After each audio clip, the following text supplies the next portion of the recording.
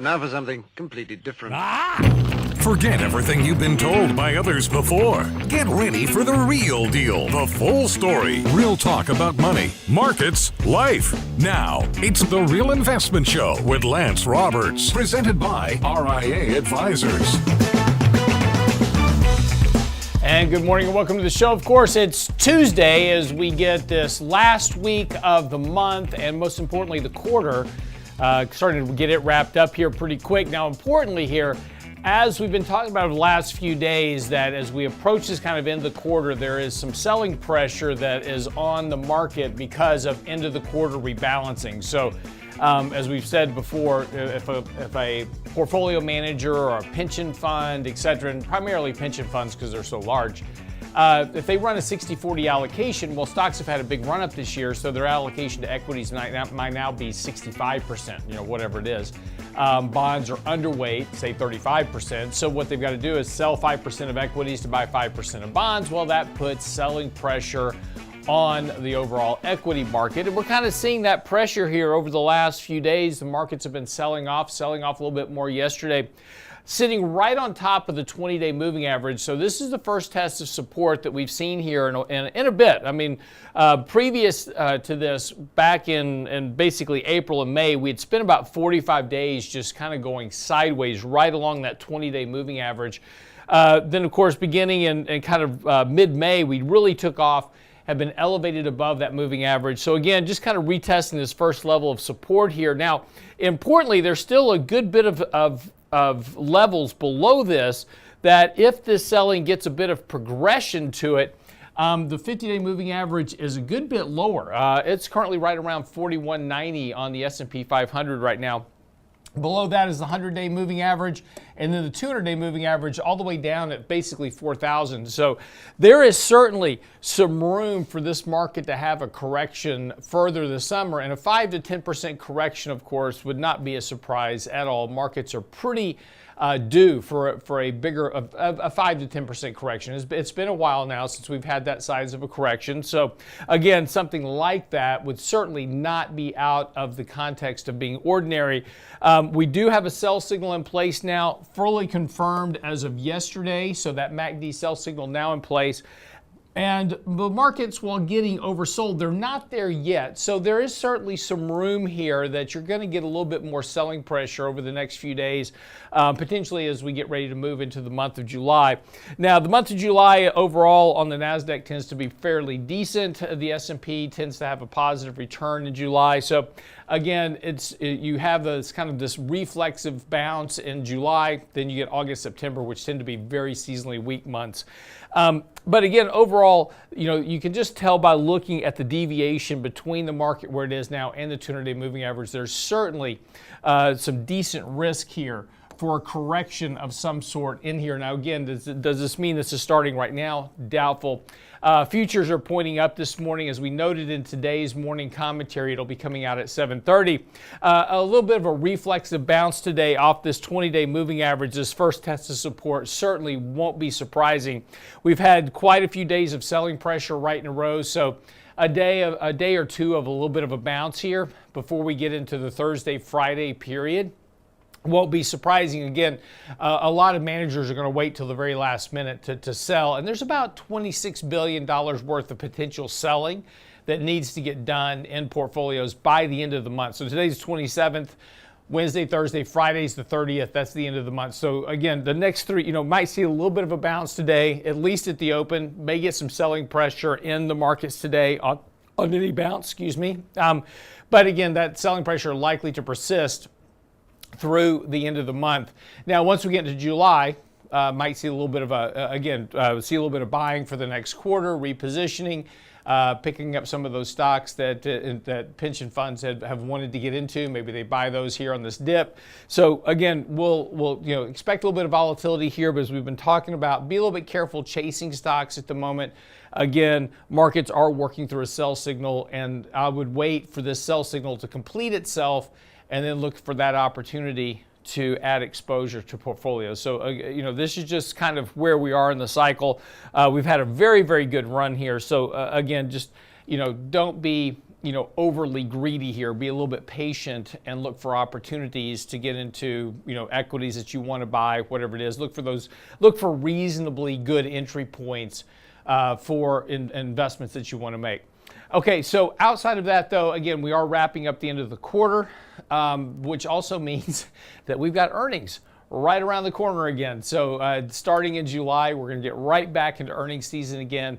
And as we've talked about before, one of the things that'll be important to see is that a lot of companies reported better than expected earnings in the first quarter. They gave us better than expected guidance in the first quarter. And that's really kind of what led to this rally that you had that started really in March of this year. Markets were kind of selling off in this whole Silicon Valley Bank issue.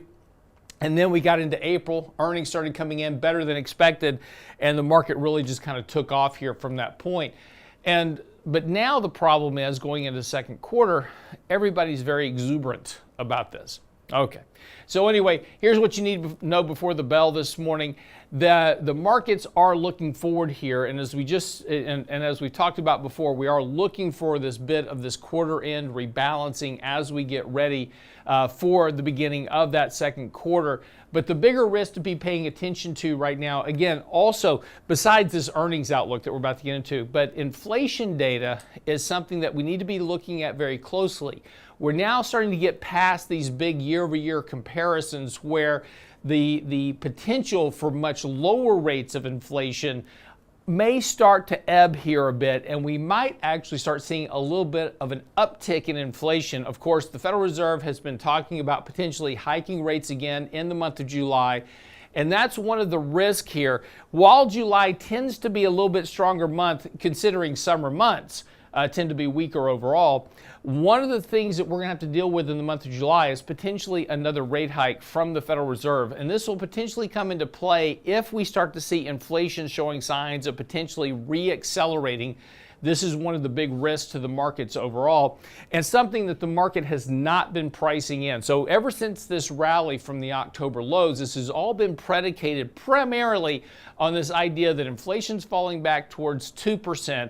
The Fed will stop hiking rates, and they will potentially start cutting rates sooner than later. However, the risk to the markets at this point is a re-acceleration of inflation that leads the Fed to remain more aggressive. And again, when we start talking specifically about technology stocks, and you can function this on the function of the triple Qs, which part of the NASDAQ, primarily weighted technology stocks. These stocks have had a huge run, and these stocks are primarily driven by this idea of lower interest rates and lower inflation, because these companies in the NASDAQ are what we call long duration assets.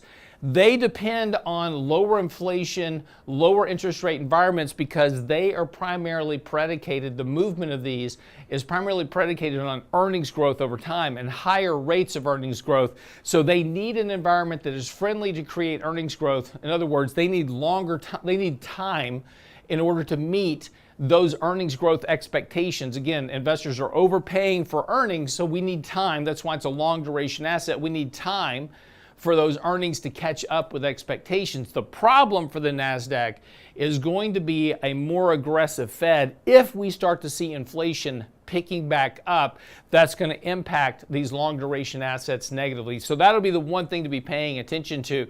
But again, as you start to look forward into the month of July, pay attention to what happens next with the Federal Reserve, because that should be a key to what happens with the NASDAQ. So that's what you need to know before the bell this morning. And coming back after the break, we're going to start talking a little bit about ESG, because Larry Fink has had, guess what, a change of heart.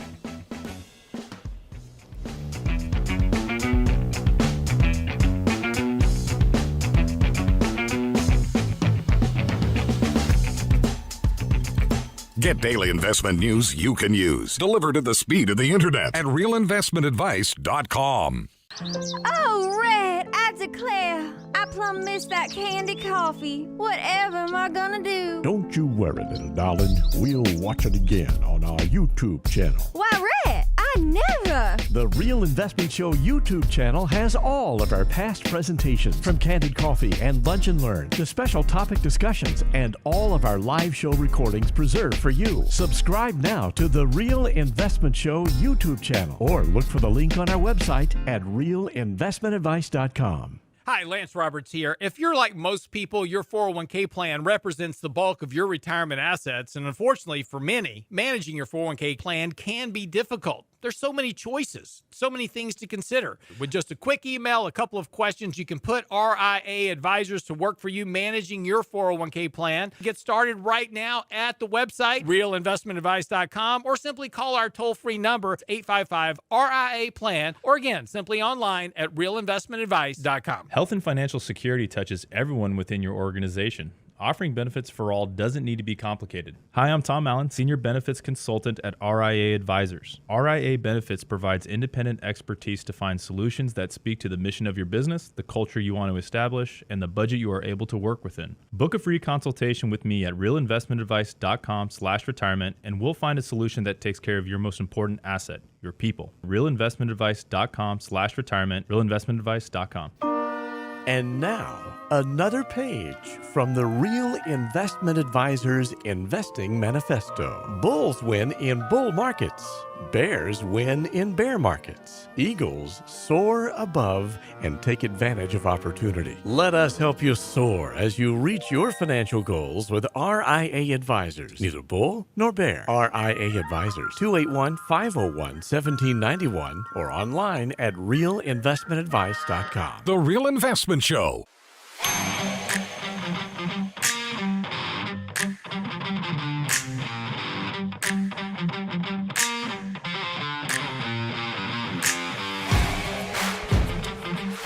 And welcome back to the show this morning. So it was last year, actually about 2 years ago now, ESG was really just starting to come about. This, of course, these are these new measures that Wall Street came up with to evaluate companies, right? And it's based on their economic and social and governance and environmental impact, etc. And of course, ESG became kind of front and center for Blackrock, Larry Fink in particular. And I've written articles, and if you go to our website, realinvestmentadvice.com, and type in ESG in the title, you're going to get several articles that we were writing about the fraud that is ESG. There's no way to value companies based on their social footprint. And there's no way to judge this. Again, if I'm buying a company, right, I want things that I can measure. And I can measure earnings. I can measure profitability. I can measure debt levels. I can measure these things, right? This whole environmental social governance thing, can't measure it. And especially when you do things like carbon tax credits, where I'm just a polluting behemoth, right? I'm a dirty coal manufacturing company. And I buy a carbon tax credit from somebody else, like say Tesla, and then I basically apply that carbon tax credit, and now I'm not polluting and I'm carbon friendly because of these tax credits that I paid for. Now, how is that fixing the environment, right? It's a complete sham. And so we talked about this for a while. We've written articles about it. Of course, one of the primary benefactors of this was, of course, Larry Fink and Blackrock. And it was interesting because they came out with their whole Blackrock ESG fund, which, you know, ironically, if you look at the top 10 holdings, exactly the same as the S&P 500 with one exception. BlackRock stock was in the top 10 holdings. So every time you bought the BlackRock ESG fund, you were buying an S&P fund. It had exactly the same performance, except you were funneling some additional money into the BlackRock stock, which made Larry Fink richer and made him happy. So, of course, he was championing ESG. They were also charging you 4 times as much for the exactly the same performance.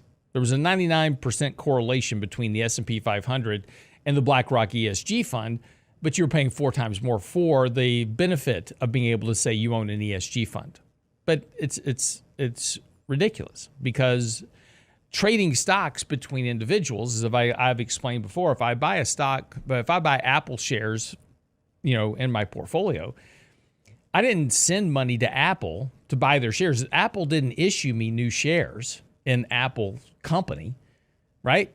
I bought my shares of Apple from Brent, who was selling his shares of Apple. So all I did was give my money to Brent. Brent gave me his shares. Apple doesn't know anything about the transaction.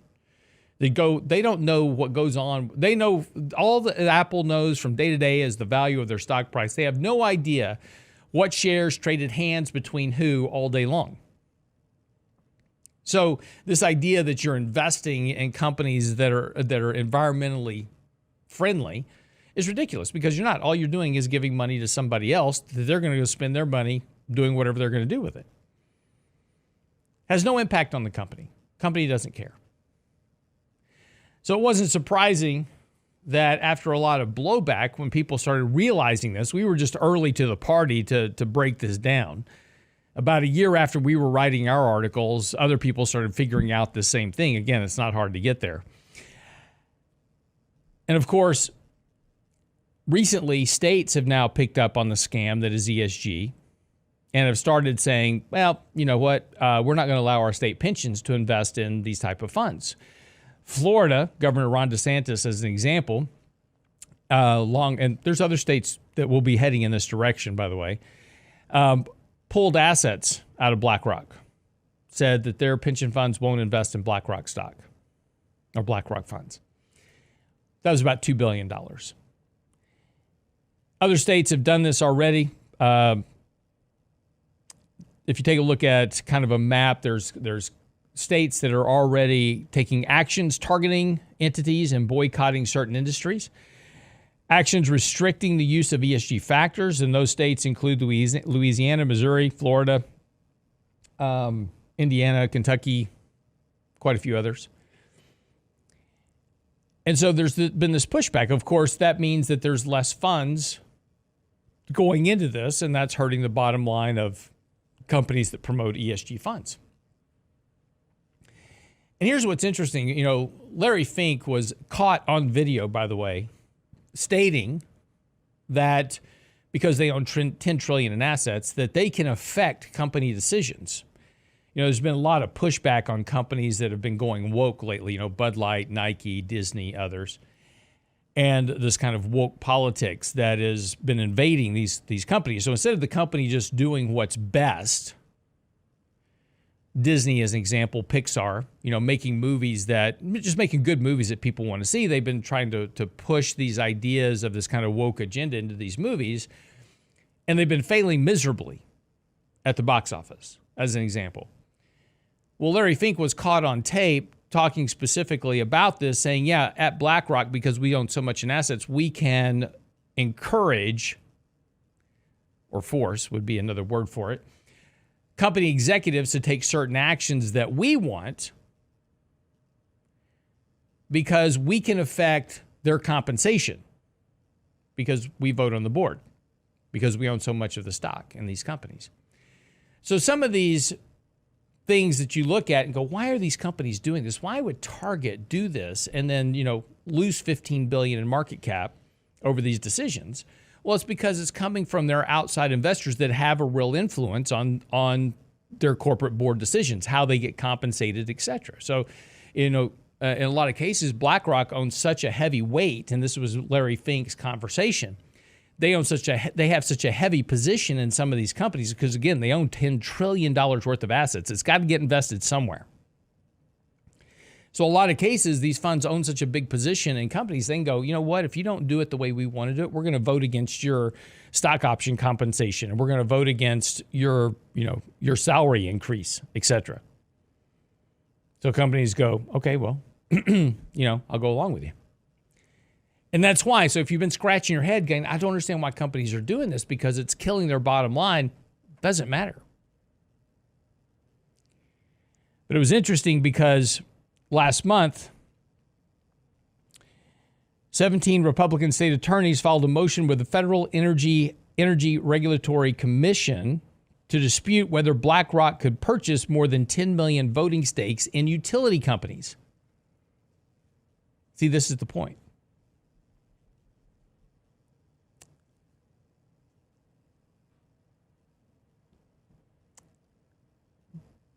Just last week, Larry Fink was at a convention, or not a convention, sorry, an investment conference.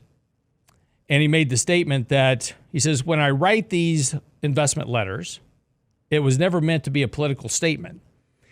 They were written to identify long-term issues to our long-term investors. And that's not really the case. He was very adamant at Blackrock. All he did was run around Blackrock promoting ESG within the whole company. And then pushing these ideas onto companies they had investments in. So whether or not you want to say it was a political move or not, your actions actually betrayed your conversation, because you were being politically motivated. You were pushing a political agenda on these companies, and it shows up in their actions, which have now affected their stock prices in many cases. So it's going to be interesting to watch now. As we've talked about before, people are making a decision to boycott companies like Target, like Disney, like Nike, like Anheuser-Busch over things that they have done politically, right? And so in terms of this kind of this woke attitude, but you're targeting the wrong company. If you really want to change dynamics, you boycott the companies that invest in these companies, like Blackrock. So don't own any Blackrock mutual funds. Pull your investments from Blackrock. And if you've got Blackrock in your 401k plan, swap it to a SPDR S&P 500 index rather than a Blackrock fund. Take your money out of those funds, because that's where you hurt the decision maker, which are these guys that have enough voting block to make companies change their views. So all of a sudden, if you put enough pressure on BlackRock, if you withdraw enough assets out of BlackRock, it will start changing their view about what they do with companies. And instead of them pushing an agenda on companies, they'll say, you know what we want? We want you to make better movies. We want you to do the right thing, cater to your base. We want you to start getting sales up. We need to see better growth in your company, because that's what you want as well. So it's just kind of interesting now that this worm has started to turn, because we were writing about this 2 years ago.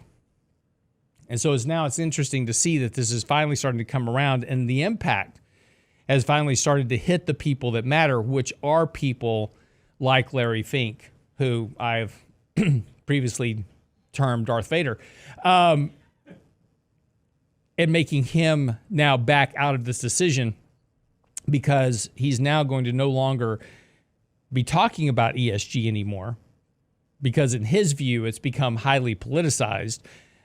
In reality, he just got his hand caught in the cookie jar. Be right back after the break.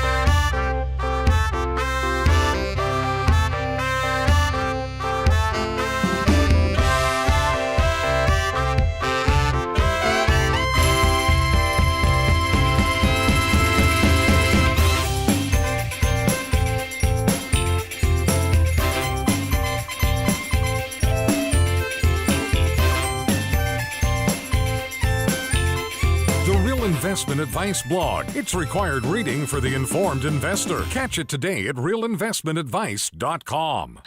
Oh, Red, I declare, I plumb missed that candy coffee. Whatever am I gonna do? Don't you worry, little darling. We'll watch it again on our YouTube channel. Why, Red, I never. The Real Investment Show YouTube channel has all of our past presentations, from Candid Coffee and Lunch and Learn to special topic discussions, and all of our live show recordings preserved for you. Subscribe now to the Real Investment Show YouTube channel, or look for the link on our website at realinvestmentadvice.com. Health and financial security touches everyone within your organization. Offering benefits for all doesn't need to be complicated. Hi, I'm Tom Allen, Senior Benefits Consultant at RIA Advisors. RIA Benefits provides independent expertise to find solutions that speak to the mission of your business, the culture you want to establish, and the budget you are able to work within. Book a free consultation with me at realinvestmentadvice.com/retirement, and we'll find a solution that takes care of your most important asset, your people. realinvestmentadvice.com/retirement, realinvestmentadvice.com.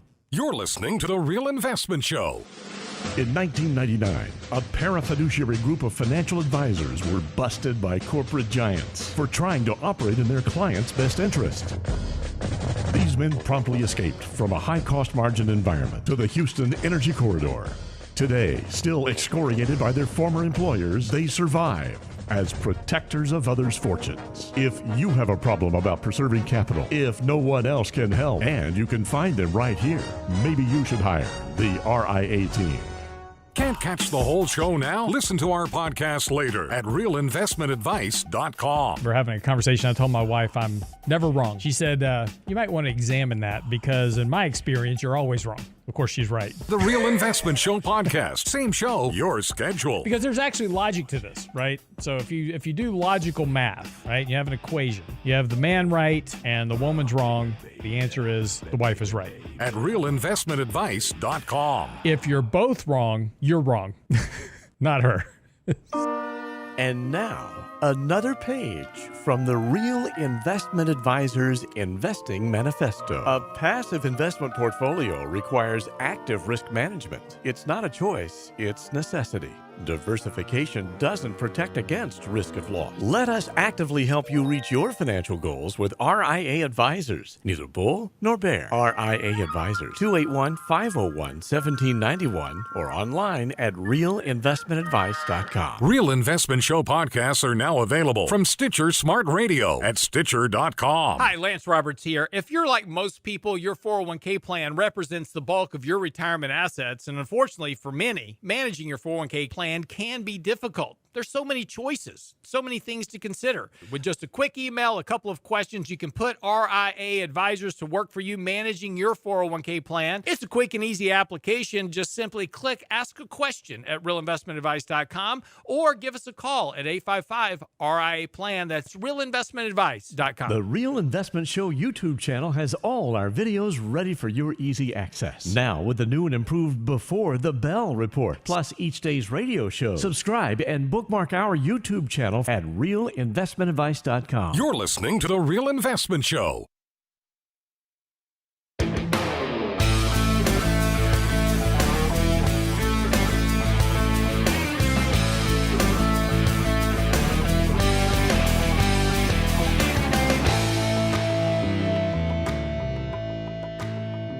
So if you're watching our YouTube channel, it's The Real Investment Show on YouTube. You can get to it live through our website as well, realinvestmentadvice.com. We'll take some questions here in the last segment coming up here, but I wanted to touch on today's article that's on our blog site right now. It's called Bull Trap or Bull Market. And the reason that I kind of touched on the subject of, a lot of people still convinced right now that this rally we've had since, we'll just talk about this year, with this rally this year, it's just another bull trap, and that, investors are going to get pulled back into a bear trap. And that could be the case, right? That could be the case. In fact, when we go into the article and kind of look at some of the charts in the article, and I've got one here for you, it shows you the chart from 2022, just the year of 2022. And what people forget is that back in 2022, around those June lows, the market rallied more than 20%. And everybody was like, new bull market's back, it's a new bull market, and it wasn't. And in fact, over the next couple of months, the market set new lows by October. So that was clearly a bull trap, right? The markets rallied, everybody got bullish, and then bam, man, so it shut the door on people. And the difference was back then is that there were some technical indicators that told you that was a bull trap. The 50-day moving average was trading below the 200-day moving average. The 200-day moving average was sitting above the market. So again, that rally to that 200-day resistance level, that was key resistance. And the market fell there. The issue was, of course, is that the market had declined a good bit already. So that 20% rally while everybody thought it was the beginning of a new bull market, it wasn't. It was just a fairly decent rally within the overall declining trend of the market. So, kind of fast forward to today, and as we start kind of looking, at the differences between the market today and where we were back then, there is a very big difference. And so what I've done is I've expanded the chart a bit here, which shows you all of last year and this year. So here's the full cycle of the market from January of 2022 to present. And so you see that 20% rally we were talking about before. It rallied to the 200-day moving average. It failed, and then we declined to new lows. Now, that new low in October set a new bottom.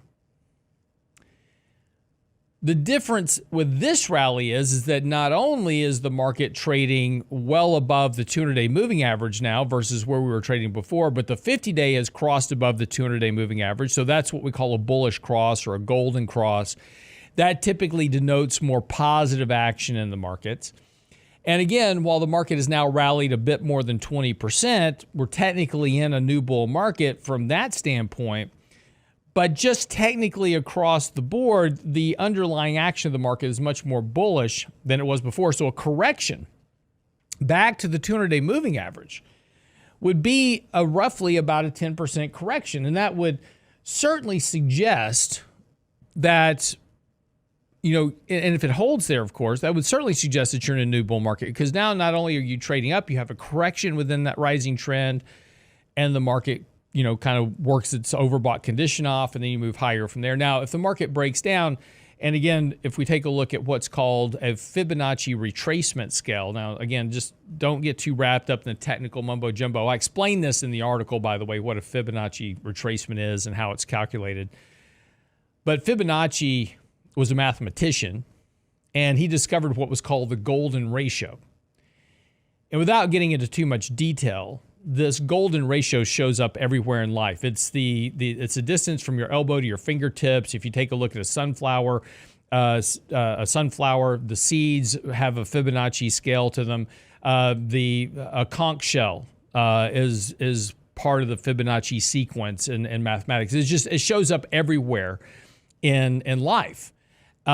And it also shows up in the stock market. And so these Fibonacci retracement levels are just mathematical calculations that suggest that at certain levels of retracement, markets tend to do certain things. And so we've recently had a Fibonacci retracement, and we got very elevated above moving averages, and we've discussed that before. And so we need this bit of a correction. And so again, a correction back to where we previously broke out would be entirely normal and still be within a bullish trend of the market. Now, if we get a decent correction, 5 to 10%, you're going to hear a lot of commentary in the media saying, it told you it was a bull trap. And, bear market's coming back. No, it's probably just a correction within a bullish trend. Now, if we break the rising trend line and head back towards those previous lows, now you're back in the bear market. So yes, the bullish rally could turn back into a bearish decline. Absolutely, I'm not ruling that out at all. What you would need, of course, is the onset of a recession. Earnings begin to fall very quickly. Really something happened pretty dire to the economy that would certainly cause that. But what I'm trying to caution you against right now is be careful with the headlines. This is the whole point of the article. Be careful with these headlines where people are going, it's a bull trap. You're just getting sucked into a bull trap. Maybe, but there is a lot of differences technically this time to the markets where we are now versus where we were last year during that 20% advance. There's tons of differences. And those differences suggest that this is a bullish rally, not a bull trap, at least for now. And again, could it change? Absolutely, not ruling it out at all.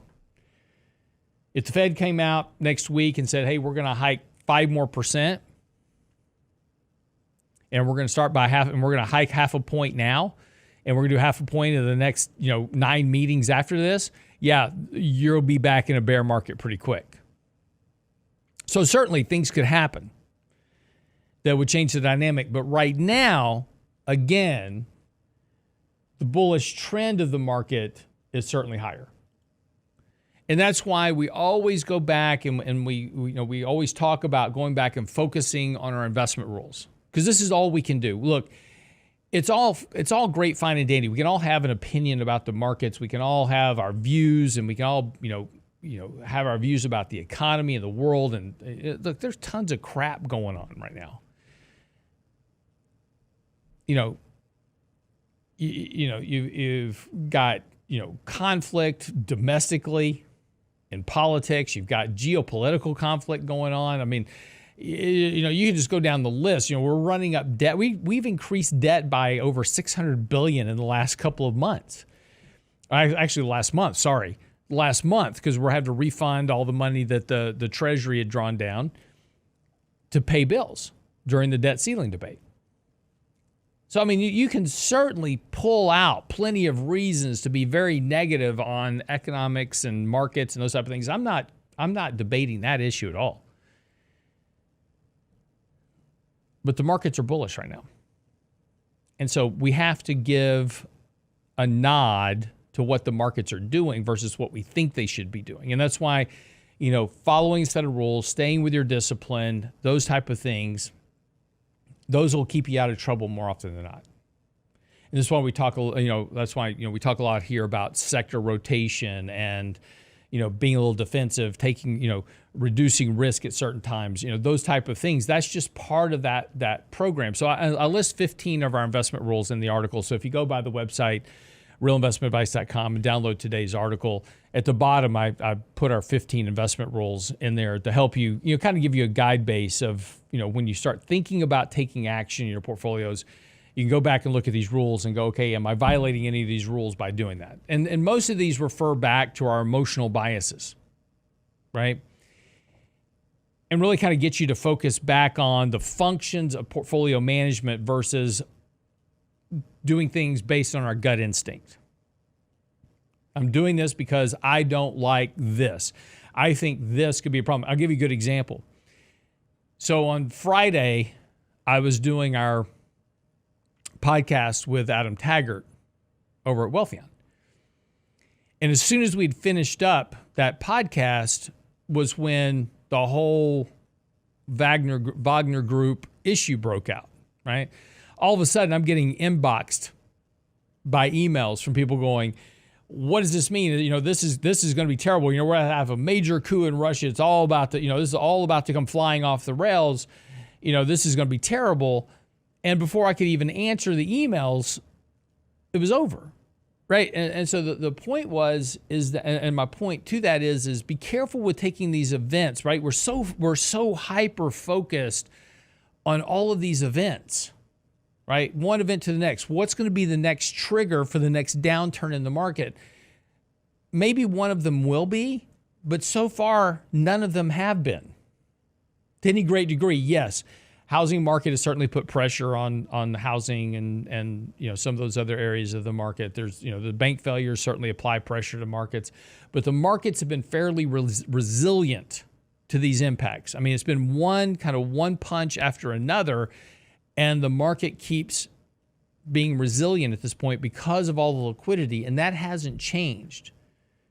So again, the point of the rules is to move you away from your gut instinct and get you back to a set of technical rules to follow to help you navigate those emotional biases that we have that impact our portfolios over time. Okay, quick break. We'll come back. If you're on our YouTube channel right now at The Real Investment Show, if you put up questions, we'll answer your questions for you because I'm running out of topics. And if not, I'm going to ramble about something that I want to talk about. So it's up to you. Anyway, we'll be right back after the break. Don't go away.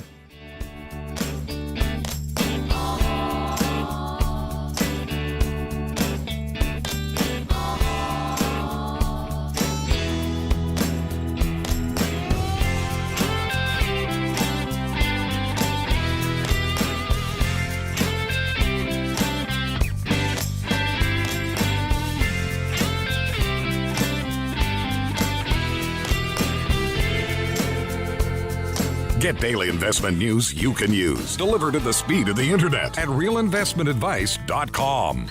Oh, Red, I declare, I plumb miss that candy coffee. Whatever am I gonna do? Don't you worry, little darling. We'll watch it again on our YouTube channel. Why, Rhett, I never. The Real Investment Show YouTube channel has all of our past presentations, from Candid Coffee and Lunch and Learn to special topic discussions, and all of our live show recordings preserved for you. Subscribe now to the Real Investment Show YouTube channel, or look for the link on our website at realinvestmentadvice.com. Hi, Lance Roberts here. If you're like most people, your 401k plan represents the bulk of your retirement assets, and unfortunately for many, managing your 401k plan can be difficult. There's so many choices, so many things to consider. With just a quick email, a couple of questions, you can put RIA advisors to work for you managing your 401k plan. Get started right now at the website, realinvestmentadvice.com, or simply call our toll-free number, 855-RIA-PLAN at realinvestmentadvice.com. Small businesses are now being challenged by the lack of employees and how to attract and recruit the best employees. To get the better employee, you'll have to offer a better package. Hi, I'm Tom Allen, RIA Advisors Retirement Plan Consultant. Don't assume a 401k plan is too costly or complicated for your small business to offer. Let us show you how to make the most of an affordable and effective plan that will deliver true value for your business and your employees. Call me toll-free at 855-RIA-PLAN or online at realinvestmentadvice.com. That's realinvestmentadvice.com. And now, another page from the Real Investment Advisors Investing Manifesto. Manage risk and volatility rather than trying to manage gains. You don't have to be right all the time. Long-term investing success is a 70% gain. Let us help you reach your financial goals with RIA Advisors. Neither bull nor bear. RIA Advisors, 281-501-1791 or online at realinvestmentadvice.com. The Real Investment Show.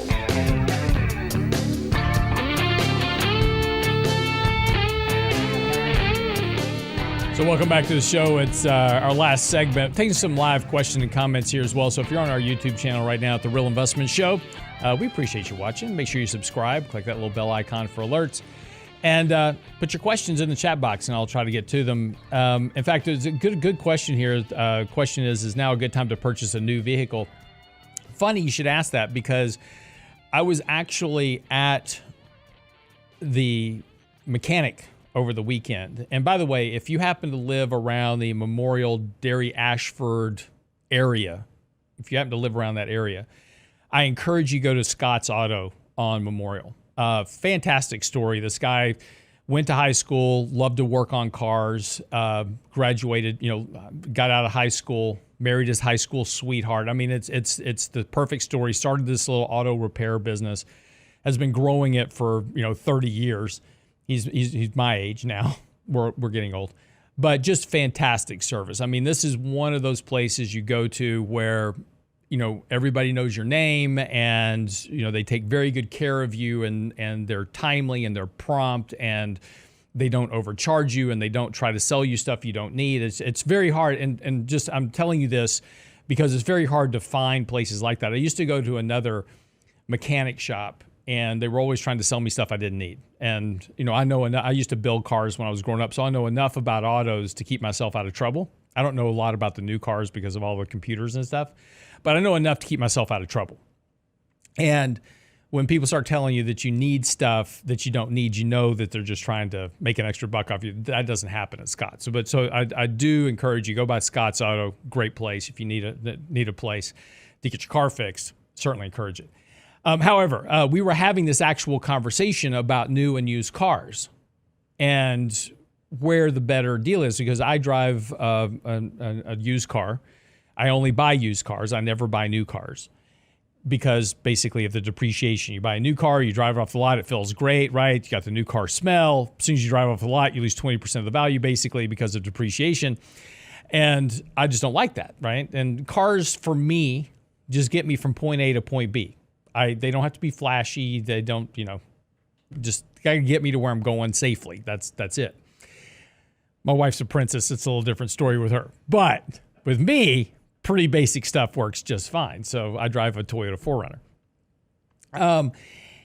But anyway, so we were having this conversation about new cars versus used cars and what's a better deal right now. And the reality is that used car prices are still high because of a lack of inventory and high demand. And that's keeping these used car prices fairly elevated relative to new cars. And this is one of those times, while I just said, right, I wouldn't buy a new car if it was me, but if I was trying to buy a car right now, I would probably look at a new car versus a used car, because I can get a better deal on a new car than I can a used car right now. There's a lot of companies right now are giving out manufacturer rebates, dealer incentives, all kinds of things, because they need to get these new cars off the lot. And right now, because of a lot of people, they can't qualify for new car loans. The interest rates are too high, the payments are too high. So there's kind of an inventory buildup on the new car side of the business. And people that have cars, like me, that bought them a couple of years ago, right? They're so upset. And for a lot of these people that were buying these cars using, zero money down, those type of things, a lot of those incentives we had before for used cars, they've got a lot of negative equity in those cars. So they can't sell them and roll that into another car, because it's simply just piling on that negative equity, and that payment's getting to a point that they're getting trapped in the vehicles they have. So this is one of those rare things that is happening in the economy, that it actually might make sense to buy a new car versus a used car. So again, if you're in the market for, I encourage you to shop both. You should always shop. But just the point is that in a lot of cases, let me give you a good example. So my Toyota 4Runner is a 2019 Toyota 4Runner. I bought it used, and I can sell it today for more than I paid for it in 2019 because of what's going on. And that shouldn't be the case, but that's the problem with used cars right now. Anyway, I hope that helps, but I would definitely take a look at both sides of the ledger if you're needing to buy a new car. If you don't need to buy a new car right now, and you can wait, I think that we'll see more of a correction in the next year or two in used car prices. Maybe, maybe not. Again, there's an inventory problem. But I think we could see lower car prices in the next year or so. If you can wait, you do that. But again, if you got to do it, you got to do it. So I was looking at a 1970s Volkswagen Bug. Nothing wrong with that. Those things last forever. So anyway, property tax in Texas are too high. Now states may want to tax our use of roads by the mile. There's actually legislation going on in the state of Texas right now to try to give some relief to property taxes. I'm not sure exactly where we are in that. There was a recall for the vote. So I know they are working on doing some type of property tax relief in Texas. That's been a big issue over the last several legislations here in Texas. Property taxes, again, it's interesting. If you take a look at other states that have an income tax, and you say, well, Texas doesn't have an income tax, state income tax. Well, we have property taxes. And if you look at where we rank in the top 50 states, right, by taxation, we're in the middle. We're probably around 25th, 26th of the most heavily taxed state in the union. And it's 50% of our revenue in Texas comes from property taxes. So a lot of people, and this is kind of the funny thing, right? All these people from California moving to Texas like, hey, I'm getting rid of my state income tax in California. Well, welcome to property taxes, especially if you live in Austin. Look, the bottom line is you're not going to get off the hook of taxes ultimately at the end of the day. I mean, every government, including ours in Texas, spends, they have to spend money on stuff. Now, the good news is that we do have a surplus, a budget surplus to a small degree versus other states. So, the state is run better. But, your choice is either have a state income tax or have property taxes. It's just, it's how do you want to classify getting taxed? I don't like it, right? I hate paying property taxes, but it's either that or you pay a state income tax. And again, when you look at where Texas ranks, we're about in the middle of the pack. So we're not as heavily taxed as a state like California and New York, which are at the top of the list. And we're certainly not towards the bottom of the list where, the income tax rates are a lot lower. So anyway, just something to think about. one of the issues too that's coming up that we want to kind of pay attention to over the course of really this summer, and then moving into, and no, it's not the election. That's, but the election is coming up as well. So we're about to get into that whole mess coming up as well. But one of the things that we do need to start paying, a bit closer attention to is going to be these revisions that we're going to start seeing. The markets won't pay much attention to them initially, but we're about to get to that point in terms of the cycle where we're about to start getting the revisions to previous data, economic data, employment data, these type of things. And this is where we start making the annual adjustments to this data. So in other words, employment has been booming, right? We've been, every month, we're creating 300,000 jobs, whatever the number is. We're going to get an adjustment to that data. And the reason they do this is that supposedly after, a period of time, they now have all the official data in, it's all been collected. But it's also where, in theory, some of the political bias is taken out of the data.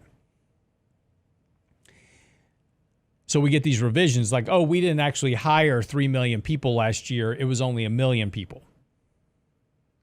Now, the markets won't pay much attention to that initially. And they won't pay attention to the actual data headline itself. When this revision comes out, it'll be buried on page 6. You won't really know much about it. But you want to pay attention to this because this is going to tell you a lot about ultimately where earnings growth will be. And if these negative revisions, and I suspect these revisions will be highly negative, they're going to start to quantify a lot of the current thesis, right? A lot of this head scratching we have where we're walking around going, it just doesn't make sense. How, we're looking at this economic data over here, the leading economic indicators, the manufacturing data, all this is showing very, very negative rates of growth, but yet we're over here hiring 300,000 people. It doesn't make any sense. Well, when those measures catch up, it'll make sense. You'll go, oh yeah. But that's also where, because of the lag effect that occurs between, economic data and what happens with corporate earnings, et cetera, we'll start to see these issues starting to weigh on earnings and those type of things. So if these, and this is the big issue, that's why we want to watch it. If the revisions are negative, it's going to weigh on earnings growth and expectations, right? And that's going to be one of the things we'll want to pay attention to in terms of our portfolio, because again, a lot of the bets right now, I know AI is a hot thing at the moment, but it's going to be a very hard leap for NVIDIA to justify 40 times price to sales, even in the long term. That's extremely expensive. If these revisions come in negative, that's going to be a bigger issue for us to deal with. We'll keep you up to date on it, of course, as always. But, get by the website, realinvestmentadvice.com. Send us your questions, comments, emails. Let us know what we can do for you. Always happy to help you. And yes, I'm going to keep answering emails, by the way. That's because your questions are always important. So send us your questions, comments, emails. Let me know what I can do for you. Get today's latest blog post. Get those rules. Print them out. Put them on your desk. So when you start to make an investment decision, just refer back to the rules. It'll help you out a lot, I promise. All right, have a great day. We'll see you back here tomorrow for the Wednesday edition of The Real Investment Show. Have a great day.